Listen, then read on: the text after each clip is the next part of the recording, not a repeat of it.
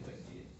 Eu trouxe alguns temas para a gente debater, e o tema de hoje é vencendo a dor da rejeição, ou a ferida da rejeição. E porque o tema eu trouxe, porque todos nós aqui, não sei que sejam diferentes, mas todos nós, de uma forma ou outra, sofremos rejeição, ou estamos sofrendo, de alguma maneira, um desdém por aquilo que você fez, não valoriza. Ah, eu estou nem aí para você. Aquilo que você fez, você gastou o sacrifício, a pessoa não valorizou. Às vezes, até um não, estava até discutindo, até um não do seu pai, né? A gente sente a nossa interpretação ela de maneira negativa de rejeição. E a gente estava até discutindo no carro, eu, a Eugênia e o Márcio, né? Falando sobre o que é rejeição. Pelo latim, né? Vamos começar então a falar. Pelo latim, a palavra rejeição é retiséria, manter-se à distância, manter longe. A palavra rejeição é como a pessoa estivesse se sentindo distante, não dentro de si. Quer dizer, o processo de aceitação, de acolhimento, fica muito difícil para quem é rejeitado. Até porque a dor da rejeição, ela mexe com toda a estrutura nossa emocional, porque dói. Rejeição dói. Não é frescura, não é bobeira, dói. É aquela coisa que a rejeição, a moça vai namorar um rapaz, né? E aí, por questões lá de desentendimento, o rapaz vai embora, aí chega a amiguinha e fala assim, que bobeira, você que é jovem, linda, maravilhosa, você vai arrumar logo o outro, né? Porque para as pessoas isso é fácil, né? Qualquer palavra está ótimo, mas quem está sentindo a dor é aquela pessoa que se sente rejeitada, ela está sentindo que ela está sentindo a dor. Não é bobeira dela. Eu sei que a colega quis ajudar, mas a dor é sua. Você que sabe que está doendo, você que sabe aonde está aquele buraco. E muitas vezes a gente traz uma dor de rejeição, não é de agora. Às vezes descarrega com a gente e nunca foi resolvida, desde a fase de infância, das relações com nossos pais, da relação com nossos irmãos. A Bíblia tem tantas histórias, né? A história de Abraão, né? Isso é bem claro, Abraão não, Isaac e Rebeca, e tem um filho, Jacó e Esaú. Está bem clara a situação deles dois, né? Que o pai prefere Esaú do que a Jacó, e você vê uma situação de rejeição ali familiar, e isso traz dores consequencial para Jacó. E você vê Jacó fugindo, né? Porque ele acaba ludibriando o pai por conta da rejeição, queria o lugar da bênção, e aí ele foge, né? Com a dor da rejeição do pai, porque ele queria dar lugar do irmão, mas o pai preferiu o outro do que ele. Então você vai encontrar muito na Bíblia, muitos tipos de rejeições que você vai ver, a própria família de Davi, a própria Ana, né, que não tinha filhos, então há N situações. Mas o que a gente quer abordar aqui hoje com vocês, quer conversar e discutir, é a rejeição que cada um sente, a forma que cada um já passou, o que está passando. Eu quero dizer para você que muitas vezes a rejeição é estrutural. O que é estrutural para mim? Que muitas vezes ela vem lá da infância. Acabei de falar das relações, vem lá da infância. Muitas vezes é a relação de pai com filho, da mãe, do irmão. Porque olha teu irmão, hein? Teu irmão está estudando, você não. Né? Acontece muito isso. Ele vai ser inteligente, vai passar em tudo, você é burro. Né? E às vezes acontece muitas relações assim, né? E às vezes o pai às vezes quer até a forma também do pai querer incentivar, mas ele acaba o quê? Rejeitando. Aquele não também que o pai dá, muitas vezes para proteger, a criança interpreta como rejeição. Então, muitas vezes a dor da rejeição é de base estrutural, ela vem de lá.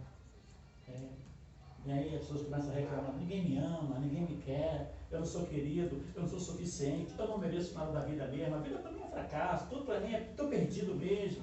Quer dizer, então a pessoa entra num estágio de sofrimento muito grande, porque essa dor da rejeição acompanha a vida dele. E muitas vezes a pessoa tem um potencial enorme de produzir, de ser pessoa, de crescimento, mas ele é impedido pela rejeição. Às vezes ele sabota o progresso dele, ele sabota o crescimento dele. Ele fala assim, ele faz um bom trabalho e ele não quer se apresentar com medo de quê? De ser rejeitado. Aí vem outro, apresenta o trabalho dele e ganha a fama e ele não. Então ele sabota, pessoas sabotam o crescimento, sabota a sua inteligência, sabota muitas vezes o amor que ele tem. E mantém a distância dos relacionamentos. Então, a nossa fala hoje é justamente isso. Eu queria participar com vocês. O que vocês veem, o que vocês já passaram e como vocês veem o sentimento de rejeição. Eu agora há pouco vinha conversando com a Eugênia e ela conta uma história da relação familiar dela. Não vou entrar no mérito não, tá? Pode entrar, pastor. Pode entrar no mérito? Pode entrar. A gente vinha no carro conversando e ela falando sobre a situação que ela tem vários filhos, né? E um dos filhos tem lá... 3 filhas. Conta a história, vai. Tenho 3 filhos e 6 netos. E a minha filha do meio, que é a minha neta, ela teve filho primeiro. E é a minha neta mais velha. E tinha a minha neta da minha filha mais velha. A minha neta mais velha da minha filha do meio. E minha neta da minha filha mais velha. Tava uma fazendo aniversário e a outra tinha uma necessidade que estava descalço. Estava sem chinelo. E numa ocasião eu só tinha dinheiro para dar o que mais necessário. Eu não tinha o dinheiro para comprar um presente para dar para aniversariante. E com isso, até hoje eu sou julgada. Porque a minha filha mais velha interpretou de outra maneira. Ela viu como eu rejeitei a minha neta que estava fazendo aniversário de não dar o presente para ela, mas sim para outra dar um chinelo, porque eu achei uma ocasião mais necessária, né? Do que, não que eu desfie do aniversário, mas entre aquelas 2 ocasiões ali, eu só tinha dinheiro para uma ocasião. E eu dei para que precisava mais, que estava descalço, que era a neta mais velha. E até hoje eu sou taxada, né? Esses dias mesmo ela... Você ama mais a outra do que... chateada.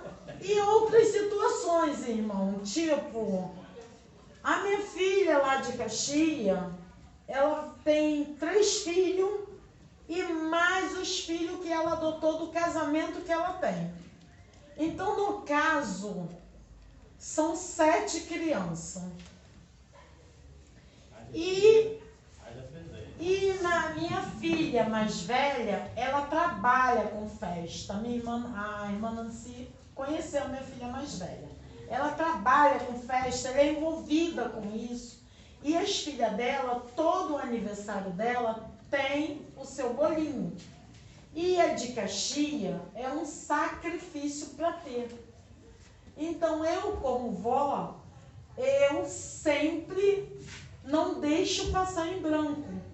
E com isso eu também sou taxada também. Porque eu dou mais prioridade para um, mas eu vejo o lado mais da necessidade. Não é prioridade. Não é querer dizer que eu não ajudo ela. Se ela vai trabalhar numa festa, quem fica com as crianças sou eu. Não deixo de não estar ajudando, não é, pastor? Nesse momento o senhor não está nem como pastor, está como nosso psicólogo. Isso. Se eu estiver errando, eu quero que o senhor puxe a minha orelha. Tá, mas olha só, o que te vê aí, gente, olha só, é a interpretação de como nós nos sentimos. Rejeitada, que ela se sente. Então, às vezes, olha e só, as filhas dela também. É interessante que as pessoas, eu não estou no geral, tá? Só é para todos. Muitas vezes a nossa interpretação, muitas vezes está do que nós pensamos, do que nós sentimos e do que estamos sofrendo. Você pode fazer interpretações distorcidas. Então, como você está pensando, como você está sentindo e como você está sofrendo.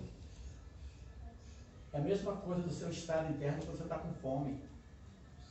Ou quando você está em sofrimento. Quando você está com fome, muitas vezes as pessoas até brigam, né? Porque está com fome, tem que comer logo, quero minha comida, não tem. As pessoas se vão lá, é questão do estado interno. Fica nervosa por isso, tem paciente, eu teve uma senhora uma vez, que ela estava com fome. Vou ter que comer. Eu falei, o estado interno dela de fome era tão grande, né? Que ela interpretava aquilo tipo, como eu sei que é tipo comer, né? Então, depois ela come, depois apenas. Mas é assim. Então, como você pensa, como você está se sentindo e como você está sofrendo, é a forma de você interpretar. Essa é uma das situações que nós sentimos rejeitado por uma situação. Eu não sei a situação lá da sua filha, como é que ela está vivenciando as experiências de vida dela, né? O estado de sofrimento dela lá com relação ao esposo, à vida dela. A gente não sabe, mas se sabe que tem uma questão estrutural aí. Aí vem outras coisas mais, porque não só a questão de você estar pensando, existe também um padrão mental que as pessoas carregam muito, que são as nossas crenças, os nossos valores. E tem pessoas que às vezes não sabem se valorizar, né? Se autovalorizar. Porque na grande verdade, se você começasse a fazer repensar sobre a rejeição, você vai ver que você é apenas uma questão de construção. É como você pensa daquilo que faz com você. Não é o que fizeram com você. É o que você faz com o que fizeram. Entende? Então, muitas vezes, o que fizeram com você e a sua maneira de reagir a isso é que está em você. Por exemplo, você pode passar o Márcio dirigindo no carro, o cara pode xingar ele lá no volante, né? Que às vezes eu ando com o Márcio, né? O Márcio olha assim de lado, né? Mas ele tem duas opções. Ou ele reage com o que o outro fez, ou ele apenas o quê? Ignora. Esse rapaz está estressado, está com dificuldade em casa, com algum problema. Você o quê? A sua interpretação é diferente, porque aquilo não te afetou. Então, se você passar pelo filtro, tudo que faz com você, você começa a vencer as barreiras da rejeição. Amém. Entendeu? Mas é uma dica já para a gente começar a trabalhar isso. Se a gente passar pelo filtro da nossa mente, aquilo que estão fazendo com a gente, repassa, repensa, né? A gente sabe que tem pessoas que têm medo da rejeição, porque, segundo estudos já foram feitos, a rejeição, ela passa pela... É a segunda maior dor que a pessoa tem, é a da rejeição. A primeira da morte e a segunda a rejeição. Por isso que muitas pessoas quando sofrem a rejeição, parece que está morrendo. Eu vou morrer, ele me largou, eu não sei o que fazer da minha vida. Então ele entra no estado de desespero, né? Porque já é um estado de morte. Se a gente pensar muito no homem da caverna, no homem da antiguidade, lá o homem temia, né? Lá o homem temia esse estado. Lá temia esse estado. Eu tenho vizinho. Não, aqui é direto. Eu tenho vizinho. Tá. Paciência. Então veja bem, esse estado, lá se deixasse alguém, né? O pessoal na caverna deixasse alguém, a pessoa morria mesmo, porque tinha que viver em grupo por conta dos perigos, né? Você era caçado, era o caçador. Às vezes você saía para caçar e não voltava, porque o bicho, antes de você caçar o bicho te caçava. Era bem assim. Então tinha que sair em grupo, porque o grupo se defendia. Como até os animais, até hoje você vê que os animais estão tentando, né? Os leões, né? Enfrentar os javalis, os animais, os lobos, estão tentando. Você andar sozinho já era. Tanto que você vê na selva, na savana, o que o leão fica? Deixa a manada passar, o mais fraquinho que fica por luz, porque ele vai lá e pega. Quem não vai pegar aquela manada toda? Vai pegar ele. Então eles são mais fracos. É mais ou menos assim. Então é lei da sobrevivência. Então a rejeição para muitos é uma sobrevivência. Então ele fica no estado de quem vai morrer. Existem estudos da neuropsicologia, da própria neurociência, que a dor da rejeição é a mesma dor de um braço quebrado. O local que ativa no cérebro a dor é a mesma dor da rejeição. Então dói mesmo. E fizeram até uma experiência, deram Tilenol para a pessoa, deram paracetamol e reduziu a dor. Né? Não é que curou, mas reduziu. Então existe uma relação de dor mesmo. Então, a sobrevivência pela dor, então tem pessoas que com medo da rejeição faz tudo pelo outro. Ele lava a cozinha, passa, é camaleão do amor, faz toda a cor do amor pro outro, agarra muito de toda maneira, sufoca o outro, mas quer o outro. Tem medo de largar, agarra tudo do outro. É o sufocante a pessoa. Verdade. Mas com medo de perder. Então, ela é sujeita aos abusos do outro. Né? Porque ela fica numa fissuração terrível. Ela quer o outro. E isso com medo. Mas o que causa leva a isso, pastor? Acabei de falar que existe uma base, existe uma base estrutural que pode vir de infância, eu imagino que venha, né? Uhum. Se tira abandonada. Algum trauma. Aquelas histórias que muitas vezes acontece, a criança, por exemplo, quer um brinquedo, mas tu não pode dar naquele exato momento. Eu estava pensando nisso, você falou uma coisa, depende da Sofia hoje. Quando você leva uma criança para a escola, olha só que você vê a noção, né? E você está na hora de buscar a criança, por exemplo, a criança sai 3 horas, e você chega 3h30 na escola. Poxa, meia hora que ela fica lá, ela está no estado de pânico. Porque todo mundo foi embora e ela ficou. O que é o sentimento dela que ela pensa? Lá no seu sentimentozinho. Ninguém gosta de mim. Não abandonaram. Né? Eu estava pensando nisso. Quer dizer, olha o sentimento que ela traz. Então eu tenho medo. E aquela sensação de que eu vou morrer. Vão me deixar aqui. Estou sozinho, estou perdido. Entendeu? Hoje eu pensei na Sofia, né? Felipe, quando ele estudava... Felipe também tem isso? Felipe estudava... Foi estudar no... Felipe foi estudar no Santa Maria, não foi nada. Aí, eu levava e buscava. Só que aí quando começou Priscila e Felipe, aí eu botei transporte eu levava o transporte e vinha buscar. Aí já no segundo ano do Felipe lá no colégio, aí no primeiro dia de aula ele chorou. Aí eu falei, mas por que você chorou? Já está acostumado com a escola, que eu achei que era da transporte. Achou que o rapaz do transporte ia levar ele para casa porque não ia achar a casa dele, não sabia da casa dele. Pronto, eu tô perdido. Ele chorou e eu falei para ele assim, meu filho, o Paulo não vai querer essas criançadas todas para ele, não. Pode ter certeza que ele vai achar a casa de cada um. E ele também tem trauma que ele falou do teu pai, né? Que foi te buscar. Ele foi buscar, era para buscar, e ele não foi buscar. Sou eu não, hein? Não. Sou eu não. Mas é legal, porque muitas vezes a gente sente nesse lugar, e esse lugar não foi sarado, esse lugar não foi resolvido. Né? Esse lugar dessa dor não foi resolvida. Está lá, latente, te empurra com a barriga. Não foi nada não. Foi sim.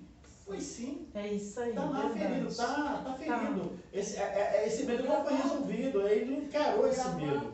Né? Por exemplo, eu estava pensando da minha própria vida, situações minhas. Olha, quantas vezes eu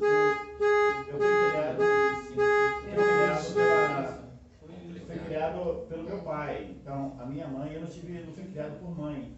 Então, meu pai foi pai e mãe. Então, eu tenho idade de 10 anos. Eu ia para a escola, olha só para você ver, falando de mim. E eu ia para a escola, quando eu estava na escola, eu via as mães levando os seus filhos e deixavam de graça. Eu fui aqui para atravessar, mas eu não tinha mãe. Porque é homem, né? Não está nem aí. Não sei se o Ricardo está nem aí, mas era assim, chegava lá, largava, problema teu, você vira aí, daqui a pouco eu vou te buscar. Homem é assim, né? Teu pai fazia isso. E naquela época, era a época do lampião, né? É a época de ser macho mesmo, né? O bigode assim, valia a palavra. E valia o bigode. Não sei se vocês sabem dessa época. Então era assim, tinha que ser macho e além disso tinha que ser macho. Né? Além disso, tudo isso. Então, isso, para mim, lá no meu interior, eu fico me perguntando porque eu gosto de abraçar todo mundo, eu gosto que todo mundo me abraça, abraço todo mundo. Mas eu fico me perguntando, porque na verdade, e eu gosto de abraçar mesmo, gente, é verdade. Mas assim, é uma carência minha? Foi uma falta que eu tive? Sim. Né? Foi uma falta que eu tive? Acho que sim, né? De querer ser abraçado, de querer ser acolhido, de querer ser aceito, de querer estar ali junto, né? Eu vi a mãe falar, daqui a pouco eu vim te buscar, meu filhinho, né? Abraçava, beijava, isso me fazia o quê?